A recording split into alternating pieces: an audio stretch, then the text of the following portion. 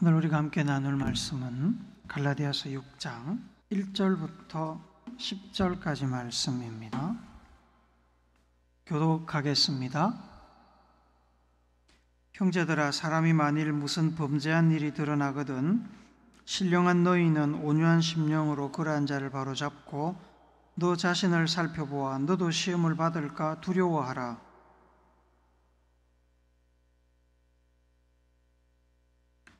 만일 누가 아무것도 되지 못하고 된 줄로 생각하면 스스로 속임이라.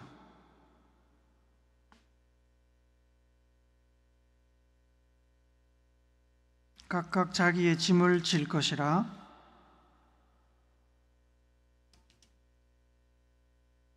스스로 속이지 말라. 하나님은 업신여김을 받지 아니하시나니 사람이 무엇으로 심든지 그대로 거두리라.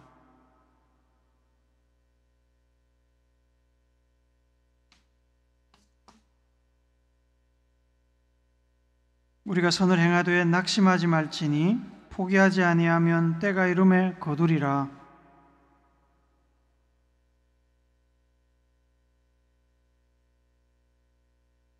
아멘. 지난주에 우리는 2025년을 준비하는 사역 부흥의 첫째 시간을 가졌습니다. 사역은 교회 안이든 교회 밖이든 이웃을 내 몸처럼 사랑하라는 예수님의 그 새 계명을 실천하는 일입니다. 이웃을 내 몸처럼 사랑하기 위해서 우리가 취해야 될 첫 번째 구체적인 행동은 서로의 짐을 나눠서 지는 것입니다. 서로의 짐을 나눠서 지는 것이 사역입니다. 우리 주변에는 연약한 사람들이 많이 있습니다.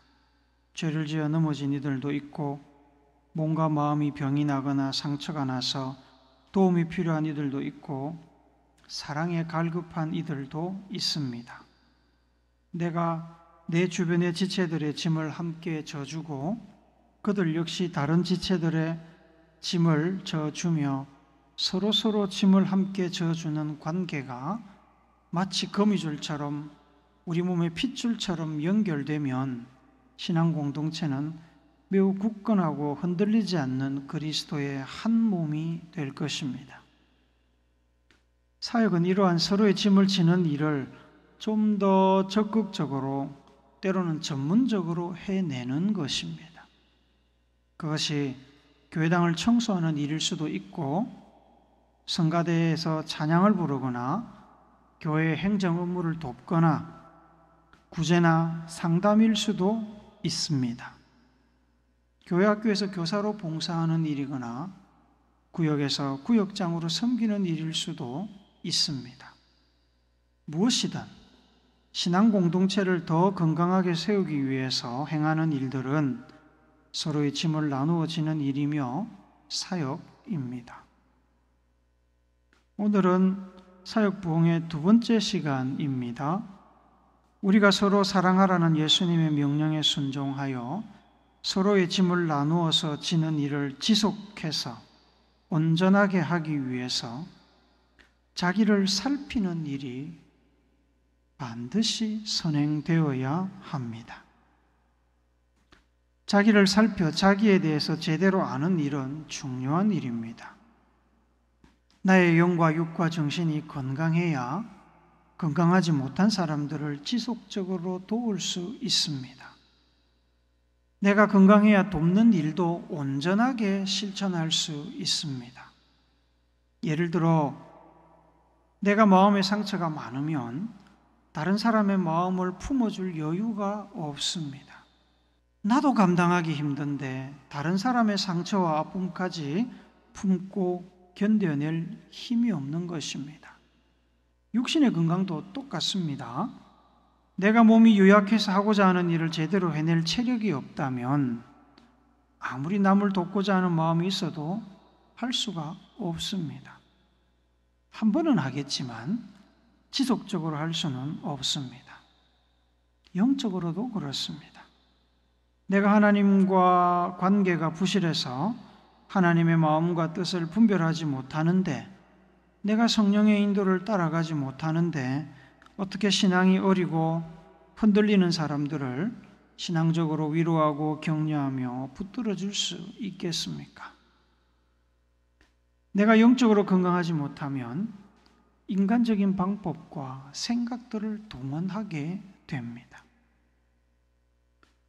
사역을 통해 다른 사람의 짐을 나눠서 지며 예수님의 서로 사랑의 명령을 실천하기를 원한다면 자기 자신부터 점검하여 자기의 상태를 잘 알아야 하고 필요에 따라 건강하게 세우는 일이 우선되어야 합니다. 물론 우리는 완벽한 존재가 될 수는 없습니다. 우리는 모두 허물이 있고 허물을 어느 정도 가진 채 살아갑니다. 허물이 있지만 예수님의 부르심을 따라 사역의 자리로 나가게 되는 겁니다. 그러기에 자기를 살펴서 연약함을 성령께 맡기고 보완, 수정, 치료, 회복하는 일은 사역에 우선되어야 할 매우 중요한 일입니다. 본문에서 사도 바울은 성도들에게 서로의 짐을 나누어서 짐으로 인해 그리스도의 법을 성취하라고 말씀한 뒤에 3절부터 5절 말씀에서 자기 자신을 잘 살피라고 권면합니다. 3절을 한 번 더 읽습니다. 시작. 만일 누가 아무것도 되지 못하고 된 줄로 생각하면 스스로 속임이라. 이 말씀은 교만에 빠져서 자기를 과대평가하는 실수를 경계하라는 말씀입니다. 누군가를 돕는 일, 사역은 참 귀하고 훌륭한 일입니다. 자랑스럽고 칭찬받을 일입니다. 그래서 우리는 사역에 자부심을 느낍니다. 그런데 그 자부심이 자칫 교만으로 이어질 수 있습니다. 특히 공경에 처한 형제자매를 그 공경에서 성공적으로 벗어나게 도와주면 칭찬과 감사가 돌아옵니다. 공경이 어려울수록 도움은 더 빛이 나지요. 그런 일들이 반복되다 보면 도움을 주는 사람, 사역자들이 자기를 과대평가할 때가 있습니다. 특히 목회자들이 그렇습니다. 목회자들은 성도들을 위해 기도하고 말씀을 전하고 위로와 격려하는 일이 주된 업무입니다. 성도들은 좋은 일이 생기면 목회자들을 찾아와서 기도 덕분에 주신 말씀 덕분에 일이 잘 풀리고 문제가 해결되고 복받았다고 감사 인사를 하고 칭찬을 하고 어떤 분들은 물질로 감사를 표하기도 합니다. 성도들이 감사를 표하면 목회자들은 모든 것이 하나님의 은혜입니다라고 이야기합니다. 그렇게 이야기하지만 마음 한구석에 은근히 자부심도 가지게 됩니다. 그것이 반복되면 마음속에서 교만이 일어납니다. 이번 하나님께서 하신 일이라고 말을 하는데 마음과 태도는 자기가 한 일이라고 착각하며 어깨에 힘이 들어갑니다. 자기의 기도, 자기의 영적인 능력, 자기의 관심과 사랑이 교인들에게 큰 힘이 되고 도움이 되니까 은연중에 자기는 성도들보다 한 단계 뛰어난 사람, 한 단계 높은 사람이라고 착각합니다. 그리고는 성도들이 자기에게 도움을 구하고 감사를 표하며 존중하는 것을 당연하게 생각을 합니다. 평신도 사역자들도 크게 다르지는 않습니다. 제가 어릴 때를 돌이켜보면 목회자를 포함해서 모든 교회의 직분은 봉사의 직분이었습니다. 명예직이 아니었습니다. 제가 아는 장로님들, 집사님들은 직분 받는 것을 십자가 지는 일로 생각했습니다. 직분을 받으면 다른 누구보다 열심히 교회와 성도들을 섬겼습니다. 종처럼 섬겼습니다. 그런데 언제부턴가 이 직분이 명예가 되었습니다. 장로, 안수집사, 권사가 되기 위해 투표를 하고 투표 전에 선거운동도 합니다. 제가 아는 어떤 교회는 집안 사람들이 그 교회에 많다 보니 그 집안 사람들의 존재가 곧 힘이 되어서 직분을 받기 위해서는 그 집안 사람들한테 잘 보여야 한다는 이야기가 있었습니다. 직분을 받는 사람들은 당선되고 나면 교회에 헌물을 하거나 헌금을 합니다. 봉사의 직, 십자가를 지는 일인데 교회가 위로금을 줘도 모자랄 판에 왜 직분 받은 사람이 교회에다가 헌물을 하고 헌금을 할까요? 섬김의 마음을 물질로 표하는 것일까요? 그럴 수 있겠죠. 처음에는 아마 그랬을 겁니다. 헌신과 섬김의 마음으로 직분 주신 것에 감사해서 헌물을 하고 헌금을 했을 겁니다. 그런데 시간이 지나면 그것이 마치 직분을 받기 위한 값처럼 여겨지고 있습니다. 그러다 보니 가난한 분들은 직분 받기를 부담스러워합니다. 돈이 없어서. 그래서 일부러 직분을 거부하고 피하시는 분들도 있습니다. 섬김과 수고, 봉사, 형제 자매의 짐을 나누어 지는 일은 주님을 섬기는 일이고 예수님의 사랑의 명령을 실천하는 일입니다. 구원받아 생명을 얻은 성도들의 당연한 직무입니다. 교만할 일이 하나도 없습니다. 내가 이룬 성과가 아니지요, 사역은. 내가 일을 해도 열매를 누가 주십니까? 하나님이 주십니다. 자랑할 것이 없습니다. 봉사한다고 특별히 우리의 존재 가치가 올라가는 것이 아닙니다. 하나님 앞에서 우리는 그냥 먼지입니다. 만약에 사역을 한다고 직분을 받았다고 뭐라도 되었다고 생각한다면 큰 착각입니다. 그런 마음으로 공동체 안에서 섬긴다면 그것은 참 섬김, 참 봉사, 예수님과 사도들의 본을 따르는 바른 태도가 아닙니다. 빌립보서 2장 3절을 쉬운 성경으로 같이 읽읍시다. 시작. 무슨 일을 할 때 이기적이거나 교만한 마음을 갖지 말고 겸손한 마음으로 나보다 다른 사람을 더 존중해 주십시오. 사역한다고 해서 교만에 빠져서 자기 자신을 과대평가하는 실수를 경계한 후에 성경은 4절에서 다른 사람과 비교하지 말고 오직 하나님 앞에서 자기를 살피라고 말씀합니다. 4절 한 번 더 읽읍시다. 시작. 각각 자기의 일을 살피라. 그리하면 자랑할 것이 자기에게는 있어도 남에게는 있지 아니하리니. 말씀이 조금 어렵습니다. 어떤 언어를 번역하다 보면 문제가 생깁니다. 문자적으로는 매끄럽게 번역을 해도 다른 나라, 다른 문화권에 있는 사람들이 전혀 이해하지 못하는 경우가 있습니다. 그래서 어떤 때는 문자 그대로 번역할 때도 있지만 어떤 때는 의미를 해석해서 번역할 때도 있습니다. 의미를 해석해서 하는 번역을 의역이라고 우리가 부르지요.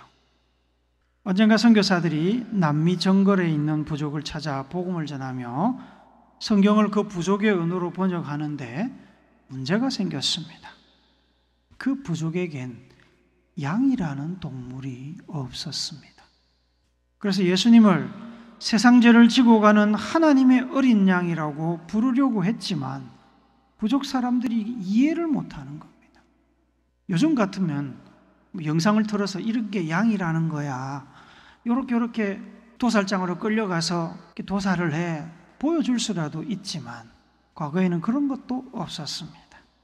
어쩔 수 없이 선교사들은 그 부족이 이해할 수 있는 짐승인 돼지를 선택했습니다. 세상 죄를 지고 가는 하나님의 어린 돼지.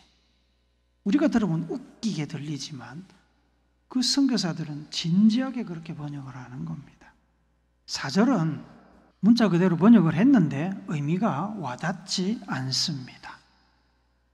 자랑할 것이 자기에게는 있어도 남에게는 있지 아니하리니. 이게 무슨 뜻일까요?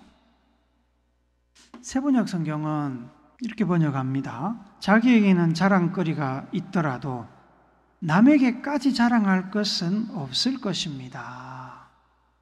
세번역 성경을 비롯해서 많은 영어 성경과 한글 번역본들은 자기를 잘 살펴보면 내가 했다고 생각하는 사랑의 봉사나 섬김이나 헌신이 나는 자랑스러울 수 있으나 남에게까지 자랑할 정도는 아니다. 남한테 자랑하지 마라 정도로 사절을 이해할 수 있습니다. 하지만 NIV나 쉬운 성경, 현대인의 성경은 이 말씀을 좀 다르게 번역을 합니다. 다른 사람들과의 비교에서 오는 상대적인 우월감을 갖지 말라고 번역을 합니다. 쉬운 성경으로 한번 읽어봅시다. 시작. 자기를 다른 사람과 비교하지 마십시오. 사람은 저마다 자기 일을 살펴야 합니다. 그러면 자랑할 일이 자기에게만 있을 것입니다. 자기를 잘 살펴서 자기가 한 사랑의 봉사, 섬김, 헌신으로 인해 자부심 가지는 것 오케이, 괜찮습니다. 그러나 다른 사람보다 자기가 좀 더 나은 존재라는 것, 내가 좀 더 일을 많이 하고 내가 저 사람을 좀 도와주니까 내가 저 사람보다 좀 나은 존재라는 것, 교만한 생각을 품거나 그걸 자랑하지 말라는 뜻으로 해석을 합니다. 우리가 할 일은 뭡니까? 우리를 사용하신 하나님께 단지 쓰임받은 것을 기뻐하며 감사할 따름입니다. 사역을 통해서 믿음의 공동체와 형제자매들을 섬기는 일은 힘든 일입니다. 내가 가진 것을 투자해야 됩니다. 공동체를 세우고 공동체가 그리스도의 몸으로 순기능을 하도록 기름칠을 하는 것이 사역입니다. 그것이 물질이든 시간이든 노력이든 사랑의 기름이 소모되는 일입니다. 하지만 사역자가 그리스도의 본을 따라 자기를 돌아보며 겸손히 섬기지 않으면 사역은 지속되기 어렵습니다.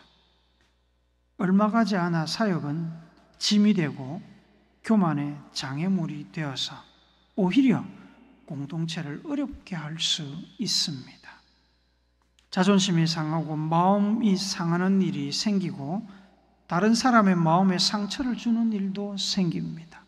열심히 한다고 했는데도 공동체를 세우려고 사역하다가 오히려 자기도 넘어지고 공동체도 흔들고 넘어뜨리는 비극적인 일이 발생합니다.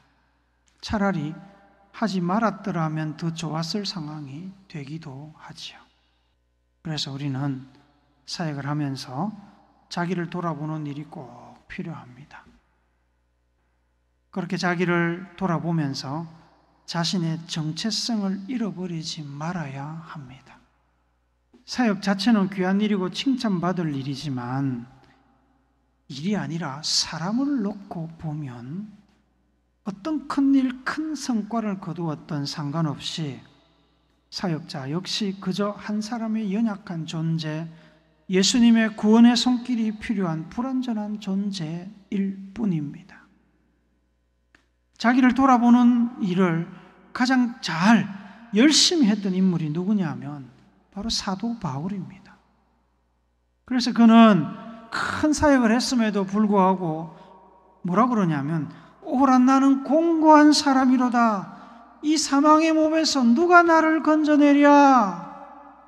내일 모레 망할 사람처럼 그는 자기를 바라봅니다. 죄인 중에 내가 괴수로다.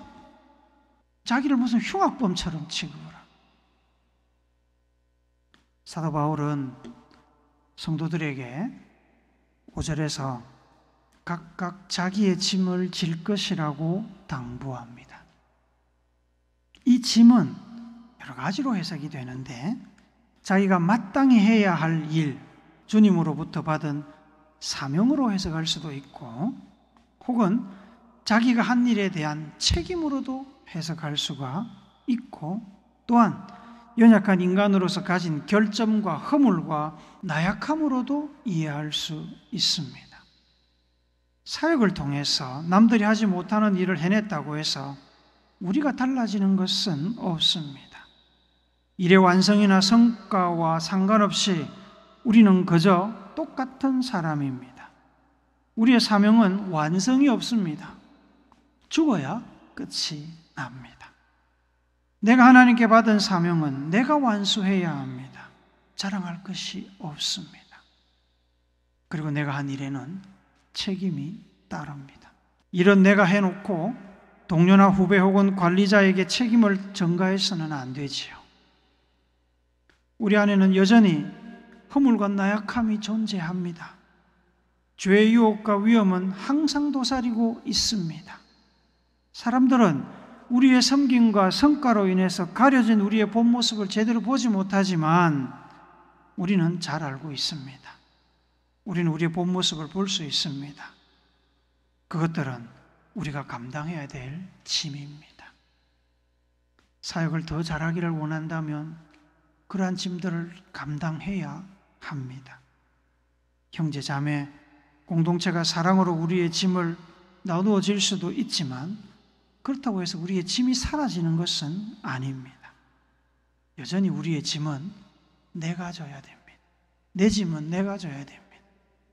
내가 내 짐을 져야 남에게 짐이 되지 않고 남의 짐을 대신 줄 수 있습니다.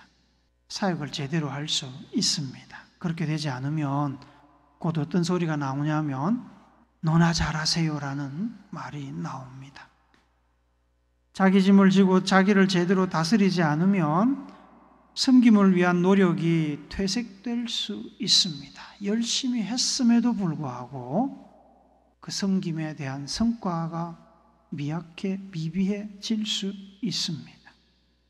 자기 짐을 제대로 지지 않으면 오히려 사역자의 존재가 공동체에 사역자의 짐까지 떠맡기는 상황이 될 수 있습니다. 신앙 공동체의 모범이 되고 섬기라고 직분을 주는데 직분받은 사람이 자기의 짐을 제대로 지지 않아서 되려 공동체의 짐이 되고 공동체를 혼란에 빠뜨리는 일은 흔하디 흔합니다. 교회들마다 있습니다. 그런 혼란을 정치질이나 인간적인 방법으로 해결하려고 노력하다 보니까 신앙 공동체가 세상의 여느 기관과 다를 바 없는 속물적인 공동체라는 소리를 듣게 됩니다. 고린도전서 15장 10절 말씀을 같이 읽읍시다. 시작. 그러나 내가 나된 것은 하나님의 은혜로 된 것이니 내게 주신 그의 은혜가 헛되지 아니하여 내가 모든 사도보다 더 많이 수고하였으나 내가 하는 것이 아니요 오직 나와 함께 하신 하나님의 은혜로다. 자기를 잘 살펴서 책임이든 허물이든 자기가 져야 할 짐을 자기가 잘 지면 바울처럼 교만을 피할 수 있습니다. 오히려 쓰임받은 것을 감사할 수 있습니다. 사도 바울에게 사역은 성과가 아니라 은혜, 하나님께서 베풀어 주신 은혜였습니다. 쓰임받은 은혜 말입니다. 사역을 은혜로 받아야 아름답게 사역이 이어지고 마무리될 수 있습니다. 목회자든 평신도든 사역이 성과가 되면 성과에 대한 보상을 기대하게 됩니다. 평생 사역한 뒤에 마지막에 추한 모습으로 은퇴하게 되는 이들을 보면 참 안타깝습니다. 내가 이만큼 했으니 이 정도 보상, 이 정도 대우는 해줘야 되는 거 아닌가 라며 따지면서 보상을 요구하고 지분을 달라고 합니다. 은퇴 자금이니 공로패니 발언권을 달라 그러든지 특별 예우를 해달라든지. 특별히 목회자들의 은퇴가 아름답지 못한 것은 너무너무 안타까운 일입니다. 평생 섬겼으니 은퇴할 때 퇴직금, 집, 자동차, 원로 예우를 요구하면서 자기가 평생 섬긴 신앙 공동체와 싸우는 분들이 많습니다. 신앙이 어린 사람들에게 상처를 주고 신앙 공동체를 빚더미로 만들면서까지 자기가 원하는 것을 다 챙겨가는 모습을 보면 과연 저 사람이 주를 위해 섬긴 것이 맞나 싶은 생각이 듭니다. 하늘에 상급이 있을지 의문이 됩니다. 이런 만큼 다 받아갔는데 하늘에 상급이 있을까요? 궁금하죠? 가보면 압니다. 열심히 섬기고 빈손으로 순교한 사도들, 이름도 없이 빛도 없이 섬기고 사라진 우리 신앙 선배들의 그 아름다운 신앙 전통을 잃어버리고 보상 챙기려는 추한 모습으로 사역이 끝나지 않으려면 먹고 자는 것, 사는 것과 죽는 것 모든 것을 하나님께 맡기는 성숙함이 사역자에게 필요합니다. 사역을 내 짐으로 생각하고 자랑할 것도 공동체에 요구할 것도 없이 그저 쓰임받은 것에 감사하며 겸손하게 물러나려면, 겸손하게 섬기려면 자기를 돌아봐야 됩니다. 자기가 누구인지, 내가 져야 될 짐이 뭔지를 알아야 됩니다. 그리고 그것을 져야 됩니다. 사랑하는 우리 교회 성도 여러분, 사역을 한다는 것은 남의 짐을 나누어지는 귀한 일입니다. 공동체를 세우고 공동체가 그리스도의 몸의 역할을 제대로 할 수 있도록 돕는 일, 기름을 치는 일입니다. 칭찬과 존경을 받을 일입니다. 온전한 사역, 하나님께서 기뻐하시고 예수님의 본을 따라가는 존귀한 사역은 자기를 살펴서 자기 짐을 지는 자세가 필요합니다. 그렇지 않으면 사역이 공동체를 세우는 것이 아니라 오히려 장애물이 되고 넘어지게 할 수도 있습니다. 그렇다고 우리가 완벽해질 때까지 기다릴 수는 없습니다. 우리는 완벽해질 수 없습니다. 완벽해질 때까지 기다리면 아무것도 하지 못합니다. 겸손하게 자기를 살피며 자기의 짐을 지고 하나님의 도우심과 은혜를 구하면서 하나님께서 각자에게 주신 사명을 겸손하게 감당해야 합니다. 오로지 쓰임받는 일에 만족하고 감사하며 보상은 이 땅이 아니라 저 하늘에서 기대하고 겸손히 하나님의 도움을 구하는 사역자를 하나님께서는 그 낮아짐의 깊이만큼, 자기 성찰의 그 넓이만큼 쓰실 겁니다. 하나님께 즐거이 귀하게 쓰임받는 여러분과 제가 되기를 겸손하여 십자가에 달리신 하나님의 아들 예수님의 거룩하신 이름으로 축복합니다. 아멘.